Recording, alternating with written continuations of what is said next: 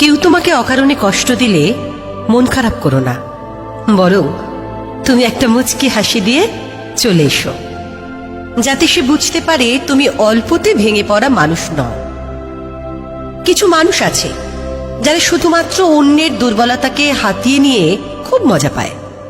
পরে এরা সেই দুর্বলতার উপরে আঘাত দেয়, তারপর চোখের জল দেখে করুণা দেখাবে, কিন্তু মনে মনে ঠিকই পৈশাচিক আনন্দ উপভোগ করবে।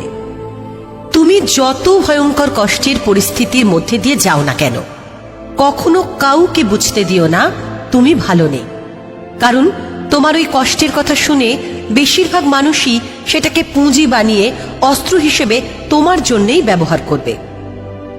প্রয়োজনে সৃষ্টিকর্তাকে ডাকো, তাকে সবকিছু খুলে বলো, তবুও দুনিয়ার কাউকে নিজের কষ্টের কথা শেয়ার করতে নেই, কারণ মানুষ সুখ ভাগাভাগি করতে পারলেও দুঃখকে ভাগ করে নিতে চায় না, বরং সেটা নিয়েই খোঁটা দেয়। মেয়ে মানুষ মন কোমল হয়, যেমন সামান্য অল্প আঘাতেই আমাদের চোখ লাল হয়ে যায়, আমরা কাঁদলে প্রকৃতি অন্ধকারে হারিয়ে যায়। মেয়েদের মুখে কান্না নয়, বরং ওই হাসিটুকুই ভালো মানায়। ছেলে মানুষ সহজে কাঁদে না, এরা বড় রকমের কষ্ট সইতে পারে। তারপর যদি কোনো ছেলে কাঁদে, তাহলে বুঝতে হবে পৃথিবীর সবচেয়ে বড় কষ্টটাই সে পেয়েছে, বড় আঘাতটাই সে পেয়েছে।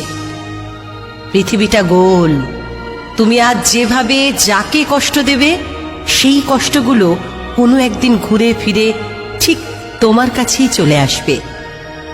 তুমি আজ যাকে যেভাবে কাঁদাবে, সেই একইভাবে তুমিও একদিন ঠিকই কাঁদবে, অবশ্যই কাঁদবে, কাঁদতে হবে।